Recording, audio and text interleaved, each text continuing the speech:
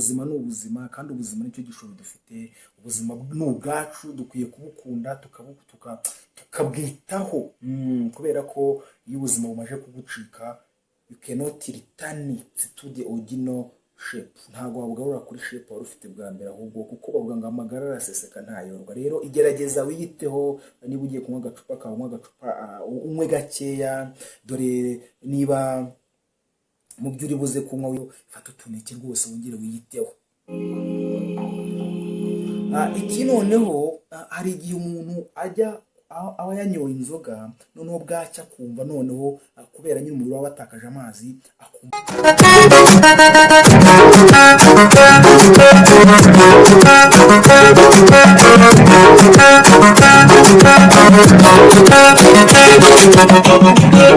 nizere ko muri amahoro.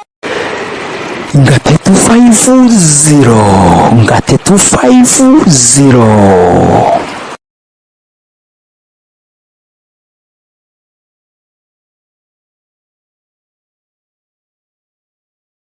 niba ufite ubukwe ukeneye gutaramira bya kinyarwanda, nta bandi bantu bagufasha muri siporo ndatubahizamu. Duhamagara kuri 079 28 34 29. Ikaze.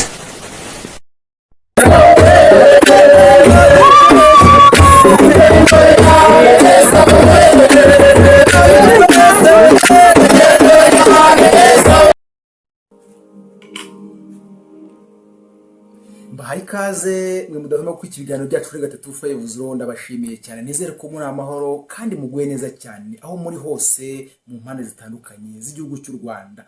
Mbavuze mu majyaruguru, mu majyepfo, iburasirazuba, iburengera bwaryo ndetse no mu mujyi wa Kigali rwagati. Ubwo mbavuze Gasabo, Kicukiro, Nyarugenge. Nizere ko mwese muguye neza cyane kandi muryohewe n'ibiganiro byacu. Narababwiye ngo gahunda ni uburezi, umuco ndetse n'iki cyose cyateza igihugu cyacu imbere. Munyemere rero uyu munsi tuganire ku buzima ho gatoya, turebe bimwe mu bivugwa mu buzima. Erega ubuzima bwana bwo, iyo umuntu afite ubuzima buzima abasha kwiga, yamara kwiga akabasha guteza imbere igihugu. Ni ukubundi gahunda gaziteye.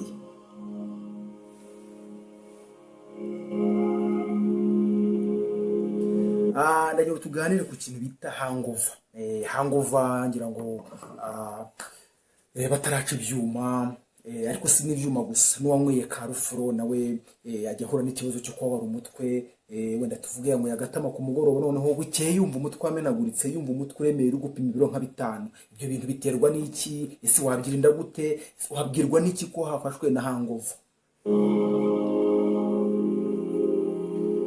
Kugira ngo tubiganireho, nabasha kujagajaga inyandiko nitabaza urubuga rwitwa www.umutihealth.com www.umutihealth.com. Urwo rubuga rwaza kudufasha gusobanukirwa neza hangover n'iki, iterwa n'iki, none se byagenze bite, kugira ngo umuntu afate agatama noneho nikaza nibiza gucya yo aze kumva umutwe waremeye biterwa n'iki. Ubwo turasabwa kwicara tugatera agatebe tukamenya bimwe mu biranga hangover ndetse n'icyo twakora kugira ngo twinde hangover, kugira ngo ubuzima bwacu bukomeze bugire umwimerere. Ndavuga dukomeze tugire amagara mazima, kuko ubuzima buzima ni ubutazima, kandi ubuzima butazima nibwo umunyarwanda wese akeneye.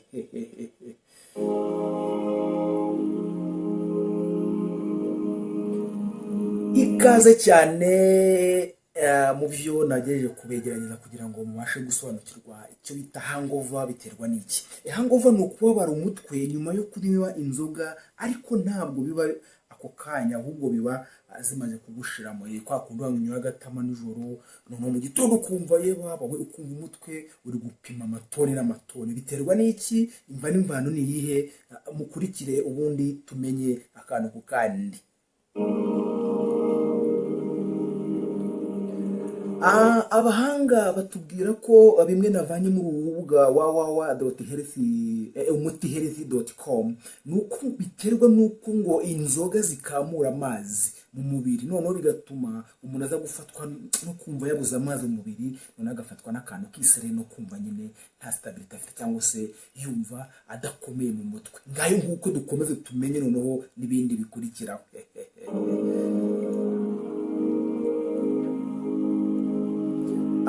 Ariko se biterwa n'iki kugira ngo umuntu anywe inzoga noneho bigeraho nyine amazi amushirana? Ngo nuko umuntu uba yanyweye akayoga cyangwa se agatama ngo aranyaragura cyangwa se akenera gusohora amazi cyane, noneho bigatuma umubiri wumagara agakamuka neza cyane.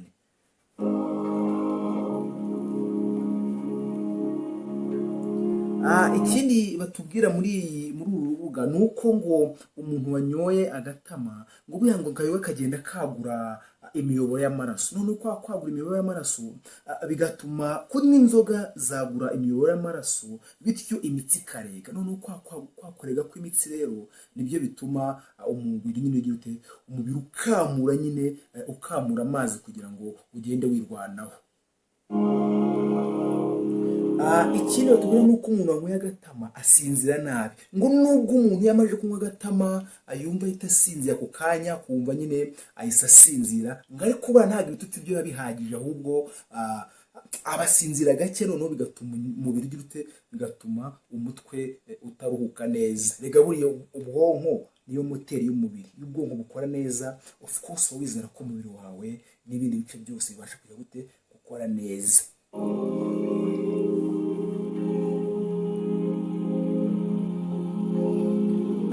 None se wanyoye agatama kawe urakanywa rwose, urataha uraryamye, nubwo watubwira ko utaryamye neza, wabwirwa n'iki ko wafashwe na hangover bukeye mu gitondo? Iki cyakubwira ko umubiri wawe wafashwe na hangover? Iki cyakubwira ko amazi yagushizemo? Wabwirwa n'iki?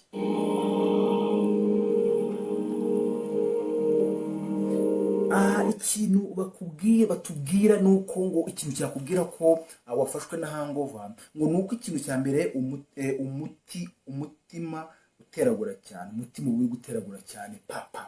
Noneho ubwo icyo cya mbere n'ikindi cyabikubwira ko wafashwe na hangover. Ikindi cya kabiri ni ukwigunga, ukumva urigunze, ukumva urihebye, ukumva ntuzi nyine ukuntu, ukumva utazi ukuntu umerewe nyine umubiri wawe, ukumva uri wenyine, ukumva nyine wihugiyeho. Icyo nacyo ni ikintu cyakubwira ko wafashwe na hangover.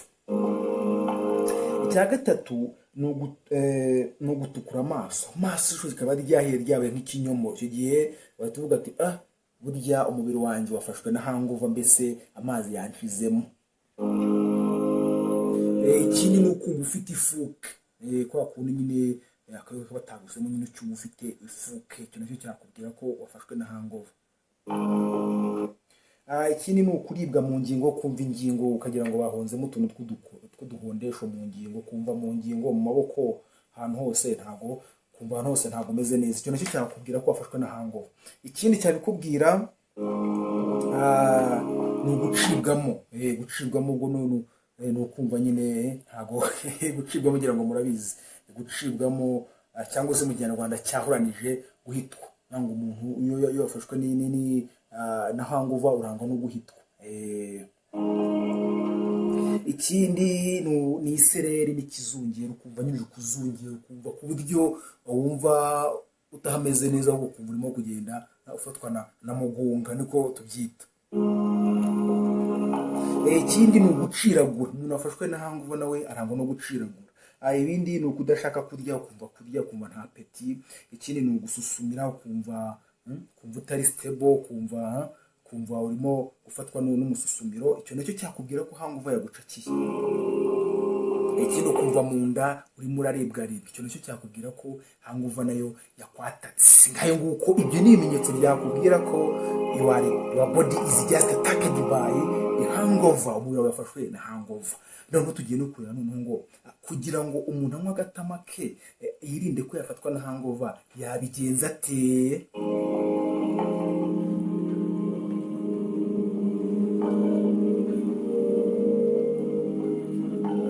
Tutaragera aho ngaho, uko noneho tutaragera kumenya ngo uri kunywa agatama wakirinda hangover gute cyangwa se wakirinda kuza gufatwa na hangover gute. Kandi noneho turebe ngo ni gute wakivura hangover. Wanyoye agatama kawe urangije urataha ubyuka mu gitondo wumva noneho byagucanze, noneho wakivura gute ako ka hangover wakivura gute? Tubane rwose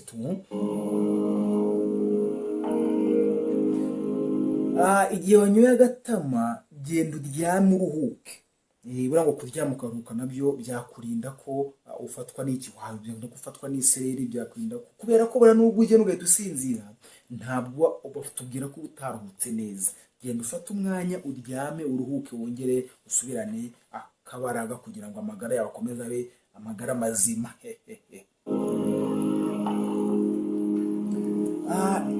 Igihe wafashwe na ka hangover ukumva byose byose byagutashyeho, genda ufate unywe ibintu bishyushye, ibintu birimo isukari, ibintu tangawizi, ibintu birimo indimu, amazi y'akayugazi, ubundi umubiri wawe ugire gute, wongere umere neza, ko nako kagufasha.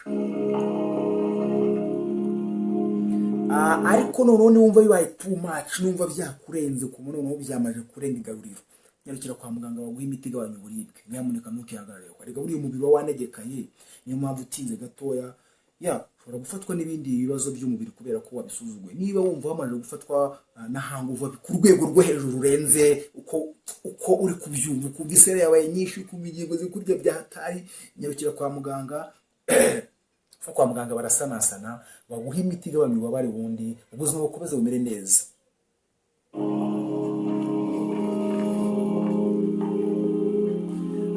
Ikindi batubwira igihe wumva wafashwe na hangover, nyamuneka egera utubuto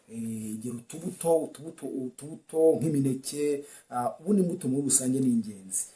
Wikihagaraho ngo imbuto ngo ni iz'abana, ngo oya, egera imineke kuko imineke irimo agasukari, umubiri wongera ugarura iki, wongera ugarura imbaraga. Wikihagaraho rero, fata utuneke rwose wongere wiyiteho. Iki noneho hari igihe umuntu aba yanyoye inzoga, noneho bwacya akumva noneho kubera nyine umubiri waba watakaje amazi, akumva agize inyota, akumva wiba ugize inyota wikongera kunywa izindi.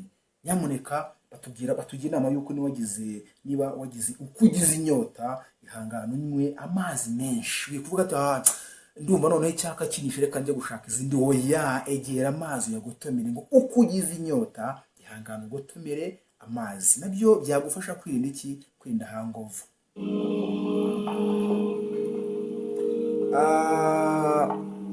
Ikindi, niba rwose wafashwe na hangover, reba utuntu dushyushye, ureba akaboyiro, ureba agasupu, ibintu by'ibisupu birimo ibinyanya, ibintu birimo, wongere ugarure iki, kugira ngo wongere ugarure ubuzima buzima. Noneho se ubwo tumaze kureba icyo hangover ari cyo, tumaze no kureba ukuntu wayirinda byakubayeho, none turebe noneho mu gihe urimo gufata agacupa kawe, mu gihe uri gufata agatama kawe, kugira ngo bitaza kugutera hangover, what can you do? Wakora iki kugira ngo mu gihe uri kunywa akayoga kawe utaza kugira gute, utaza gufatwa na hangover? Inama ya mbere utizindi batugira ni ukunywa gake. Ni ukunywa gake, niyo nama batubwira, kugira ngo kuko biterwa nuko wanyoye ukarenza urugero. Niyo mpamvu batubwira ngo tunywe resi. Ikindi cya kabiri batubwira, irinde kunywera mu ndansa. Aka kantu reka nkasubiremo, irinde kunywera mu ndansa. Kunywera mu ndansa nuko ngo mbere yuko ujya kunywa inzoga banza urye. Noneho banatugira inama ikomeye ngo banza urye ibiryo birimo amavuta, kubera ko alukoro yivanga n'amavuta, bita alukoro yivanga, katurebe neza, tubwira ngo irinde kunywera mu ndasa. Ngo mbere yuko ufata ibyo kunywa, banza utamira ibyo kurya birimo amavuta, kuko alukoro yivanga n'amavuta bikarinda inzoga gukwirakwira mu maraso. Aka kantu ko ni ingenzi.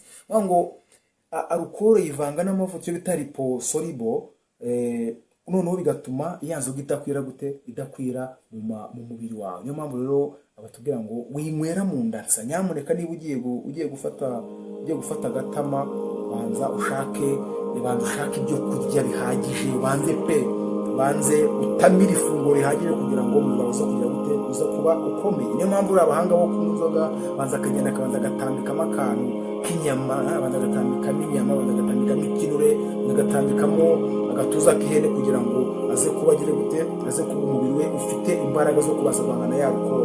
Ibyo byose urumva ko ni ibyagufasha kugira ngo muri kwa kunywa kagatama uze kwenda ko kaza kugurira kaza kukuzahaza. Ikindi batubwira, irinde kunywa ugotomera, kuko uko unywa vuba niko usinda vuba. Iyo uri kunywa agatama kawe kanywe witonze, wirinde guruguru, kuko ngo uko unywa vuba niko usinda vuba, kandi uko usinda vuba niko umubiri wawe ugira uhura na bya bibazo twagiye tubona. Ikindi, irinde kuvanga amoko y'inzoga menshi. Ahangaha rero niho abajyama bagwa. Ukagenda ukavanga icyuma, ukavanga amarikeri, ukavanga urwagwa, ukavanga ikigage, ukavanga fata, ukavanga inagi, ibyo biti bigasana byose ukabivanga, ugakora ikintu gikomeye, warangiza ukagira warangiza ugatereka mu nda yawe. Gusa urikunda, ntabwo wikunda.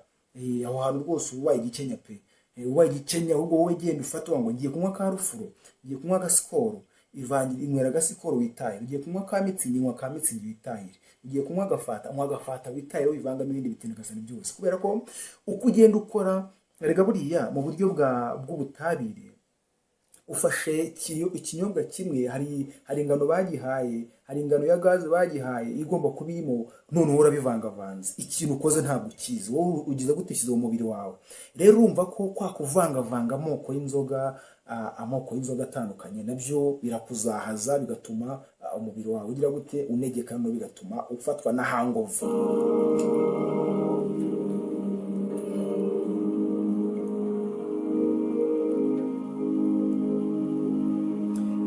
Noneho akandi kantu, noneho uretse kugenda ubanza ukumva, buriya noneho ko karakomeye.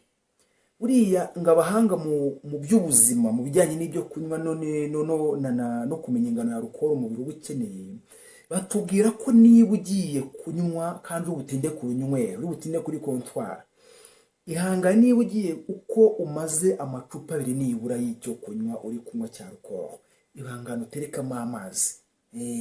Ngo byaba byiza ufata icupa rimwe ry'icyo kunywa, wangiza ugaterekamo irindi ry'amazi. Niba ubwo ufasha 2 ugaterekamo ntacyo wenda, ariko nibura mu macupa 2 umaje kunywa amacupa 2, terekamo irindi ry'amazi. Cyangwa se niba ngombwa ufate rimwe ry'icyo rya alcohol ushyiremo irindi ry'amazi. Birashoboka se aho ngaho rero. Impamvu ni ihe, nuko ngo iyo kubera ko umubiri utakaza amazi, noneho binakurinda gufatwa binakurinda gufatwa na hangover, kubera ko hangover iterwa nuko umubiri wabuze amazi. Noneho wanyweye wongeramo amazi, niba tuvuga ngo ihangane uvangemo amazi, uzifungure kugira ngo zitaza kukuzahaza zikakwangiriza moteri yawe, ari wo mutwe. Urumva ko batugira inama ngo igihe uri butinde ku runywero, igihe uri butinde mu kabari, igihe wumva ufite rwose umwanya wo kunywa nyinshi, nubwo tunywisha atari byiza, ihangane ubanze ujye uvangamo amazi. Icupa rimwe ry'icyo kunywa cya alcohol, irindi ry'amazi. Ibyo bintu ni ngombwa cyane, kubera ko byakurinda kugira byakurinda bya bintu twabonye haruguru, kandi ukagira amagara mazima.